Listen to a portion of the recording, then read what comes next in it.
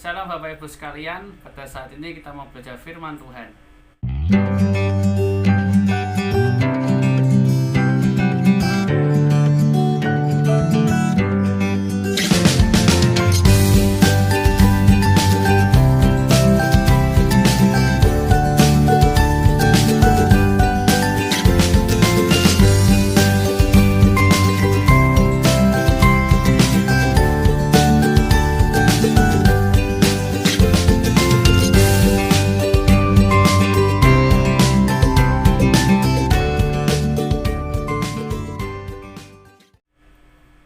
Ya, pada Mesbah Keluarga saat ini, kali ini kita akan belajar tentang yang namanya hikmat yang melahirkan kasih.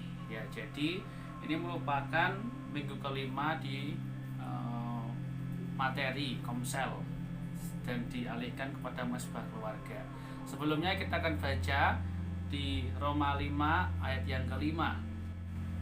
Ya, kita akan bacakan bersama Roma 5 ayat 5, 1, 2, 3. Dan pengharapan tidak mengecewakan, karena kasih Allah telah dicurahkan di dalam hati kita oleh Roh Kudus yang telah dikaruniakan kepada kita.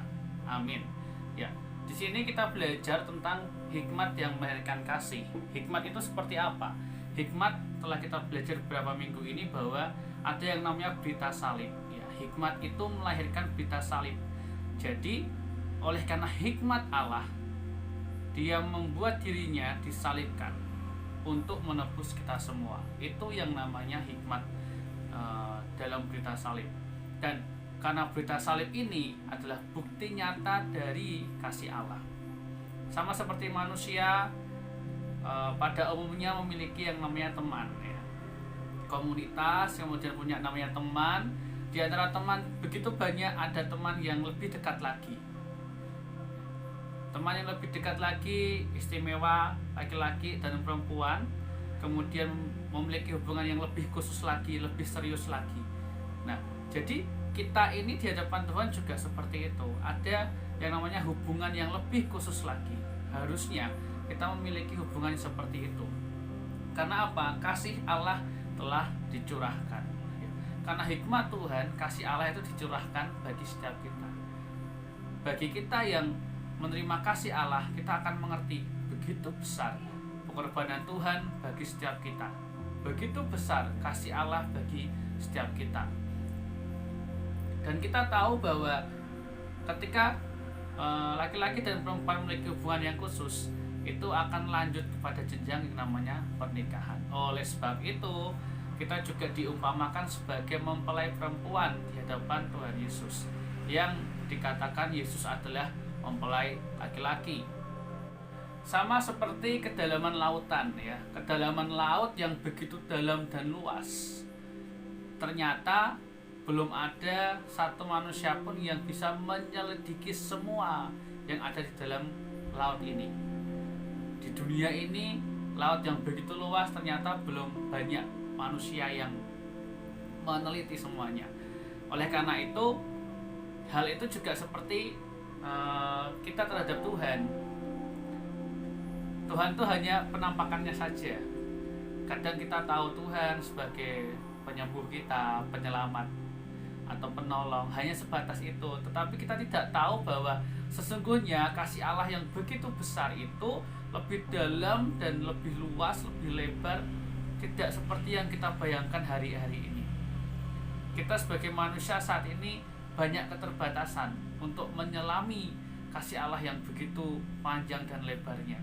Sama seperti lautan yang begitu luas, belum semua dijelajahi. Ketika kita mengasihi Tuhan, kita harus tahu, ya, bahwa kasih Allah itu dicurahkan bagi setiap kita, dan kasih Allah tidak pernah mengecewakan. Oleh karena itu ada yang namanya pengharapan. Seseorang yang benar-benar menaruh pengharapannya kepada Tuhan, dia bisa mengerti kasih Allah yang begitu dalam, sehingga dia tidak mudah, anak Tuhan, umat Tuhan tidak mudah untuk kecewa. Karena mungkin apa yang dia inginkan, yang dia harapkan, jalan keluar atau cita-cita, rancangan ke depan, rencana ke depan itu tidak terjadi sesuai dengan keinginannya. Tetapi jika orang itu mengerti kasih Allah, maka dia akan memahami, akan mengerti bahwa kasih Allah itu sempurna. Pengharapan di dalam Tuhan itu tidak mengecewakan sama sekali. Oleh sebab itu yang luar biasa adalah Tuhan memberikan Roh Kudus dalam hati kita, dalam hidup kita, supaya kita lebih dalam lagi menyelami kasih Allah. Karena kasih Allah itu hanya bisa diselami melalui pekerjaan Roh Kudus. Kita akan baca 1 Yohanes 4 ayat yang ke-19. 1 Yohanes 4 ayat yang ke-19 kita akan bacakan bersama. 1, 2, 3. Karena kita mengasihi karena Allah lebih dahulu mengasihi kita. Jadi kita bisa mengasihi Allah, bisa mengasihi Tuhan karena Dia lebih dulu mengasihi kita, yaitu dalam pengorbanannya menjadi manusia dan juga menebus kita semua. Dan cara Allah mengasihi dunia, yaitu adalah dengan Dia memberikan anaknya yang tunggal untuk mengasihi kita, mengorbankan dirinya. Karena kasih Allah itu sangat tidak terbatas. Kasih Allah itu sangat besar karena mengorbankan nyawa. Pengorbanan terbesar itu adalah pengorbanan nyawa. Tidak mudah seorang manusia itu mengasihi orang, bahkan berkorban untuk orang lain, bahkan sampai menyerahkan nyawanya kalau tidak mengasihi dengan taraf yang besar. Kalau seorang itu benar-benar tidak mengasihi orang lain, dia tidak akan berani berkorban untuk orang lain. Oleh karena itu, pengorbanan Tuhan ini teladan bagi setiap kita, bahwa kasih Allah itu dicurahkan bagi setiap kita.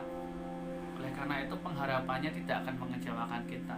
Kasih yang dari dunia itu bisa menghancurkan, mengecewakan, bisa membuat orang terjebak. Tetapi kasih yang daripada Tuhan itu membangun dalam pertobatan, membawa seorang untuk berubah. Karena ada kasih Allah yang menuntun dia kepada seluruh kebenaran. Kita harus sadari itu, bahwa kasih Allah itu nyata bagi kita. Jangan sampai kita menyia-nyiakan kasih Allah yang begitu besar untuk setiap kita. Dia sendiri mengorbankan anaknya yang tunggal, Yesus Kristus, untuk menebus kita. Ini nyawa jaminannya. Oleh karena itu, harganya itu tidak terhingga, tidak terbayarkan. Tidak bisa satupun manusia yang bisa membayar dosa kepada Allah. Dosa itu di dalam perjanjian baru disebutkan sebagai hutang, ya. Tetapi dia kalau menutup hutangnya ini harus dengan apa? Dengan hutang lagi. Ya, gali lubang, tutup lubang. Tetapi Tuhan menjadi manusia dalam tubuh Yesus Kristus itu adalah kudus, tubuh yang kudus. Jadi harga yang dibayarkan itu benar-benar kudus. Tidak bisa manusia membayar dosanya dengan menyembelih kambing, sapi, lembu, mengorbankan hewan untuk menyelesaikan dosanya di hadapan Tuhan. Tidak bisa. Hanya manusia Yesus Kristus yang mampu menebus manusia. Jadi karena Yesus ini tidak berdosa, dia tidak berhutang, tidak memiliki hutang, maka dia yang bisa membayar hutang-hutang dosa-dosa umat manusia. Dan kita harus bersyukur karena itu. Tanpa adanya pengorbanan Tuhan Yesus, kita ini dikatakan binasa. Karena dosa, upah dosa adalah maut. Ketika kita memberikan hidup kita kepada Tuhan, itulah yang namanya proses untuk pemulihan. Kemudian kita akan baca dalam Roma 5 ayat 8. Roma 5 ayat yang ke-8. Di situ dikatakan, bersama-sama kita baca 1, 2, 3. Akan tetapi Allah menunjukkan kasih-Nya kepada kita oleh karena Kristus telah mati untuk kita ketika kita masih berdosa. Ya. Jadi Kristus mengasihi kita ketika kita masih berdosa, ketika kita masih lemah, ketika kita masih seteru dengan Allah. Bapak Ibu bisa baca di perikop itu, Tuhan Yesus itu mengorbankan hidupnya, mengasihi manusia. Ketika manusia itu adalah dikatakan masih berdosa. Nah, ini berdosa berarti jauh hubungannya dengan Tuhan, memiliki hubungan yang sangat jauh. Kemudian tidak hanya berdosa, tapi juga ketika manusia lemah akan dosa, sangat sekali mudah berbuat dosa. Dan yang terakhir, jika Allah itu mengasihi manusia ketika seteru dengan Allah itu sendiri, jadi bermusuhan. Kalau Allah mengasihi manusia karena manusia itu berbuat baik kepada Allah, itu hal yang wajar. Kita pun seperti itu sebagai manusia. Kita mengasihi orang lain karena orang lain itu juga baik kepada kita. Tapi kasih Allah ini begitu besar. Kenapa? Karena Dia mengasihi seteru-seterunya, mengasihi musuh-musuhnya. Bukankah itu kasih yang agape? Sekalipun manusia itu memberontak ya. Jadi Tuhan itu memberikan nyawanya, kasih terbesar kepada manusia. Untuk apa? Untuk mereka yang memberontak kepada Dia. Kalau kita diperhadapkan dengan situasi yang seperti itu, sama seperti Tuhan Yesus, itu hal yang tidak mudah Bapak Ibu. Kita mengasihi seorang dan orang itu masih tidak bisa mengasihi kita, tidak berbuat baik, itu sangat susah. Oleh karena itu Tuhan Yesus menjadi teladan bagi kita. Kita harus mengasihi orang lain karena Tuhan lebih dahulu mengasihi kita. Kita harus menyadari terlebih dahulu bahwa manusia itu tidak bisa membayar dosanya. Oleh karena itu Tuhan itu menebus manusia, menyelamatkan, mengorbankan dirinya. Ada tahap keduanya Bapak Ibu. Jadi tahap keduanya adalah untuk mendidik orang supaya tidak berbuat dosa. Ini lebih susah. Karena manusia itu gampang sekali memberontak. Oleh karena itu Tuhan itu membuat manusia, menyelamatkan manusia dan mendidiknya supaya tidak berbuat dosa lagi. Kita semua telah berada dalam kuasa dosa, dan kuasa dosa adalah maut. Kesadaran semacam ini dinyatakan oleh Bani Korah. Ya, Bani Korah itu punya nenek moyang pada zaman Musa, Korah. Ya, Korah ini nama nenek moyangnya. Kemudian Korah dengan 250 pemimpin-pemimpin, ya, pemimpin-pemimpin mengajak 250 pemimpin memberontak kepada Musa. Ya, jadi kita harus tahu bahwa Musa ini adalah pemimpin yang dipilih Tuhan. Tapi Korah dengan 250 orang-orangnya memberontak kepada Musa. Secara langsung juga memberontak kepada Tuhan yang memberikan delegasi, memberikan kuasa, otoritas pemimpin kepada Musa. Dan apa yang Tuhan lakukan? Tuhan tentunya tidak suka dengan hal itu, tidak berkenan. Sehingga ketika 250 orang itu berkumpul, Tuhan bilang kepada Musa, kamu minggir dengan orang-orangmu.